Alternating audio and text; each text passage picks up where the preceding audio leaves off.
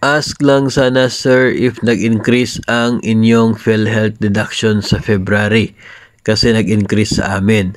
Di ba disapprove man yun ni BBM? Bakit kaya nakadeduct na ang increase?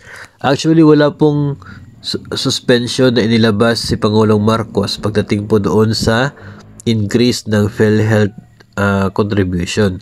Yung sinasabi po sa mga balita ay gustong pag-aralan ni Pangulong Marcos yung tungkol po sa increase pero wala pong suspension na inilabas. So dahil wala pong suspension na lumabas ay ibig sabihin tuloy ang effectivity ng contributions ayon sa Universal Healthcare Act.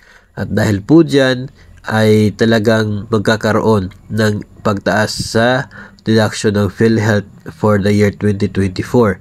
Kaya nga yun ay implemented at reflected sa inyo pong sahod yung increase. Kasi nga walang suspension from the President, kaya ibig sabihin tuloy ang deduction para sa PhilHealth increase.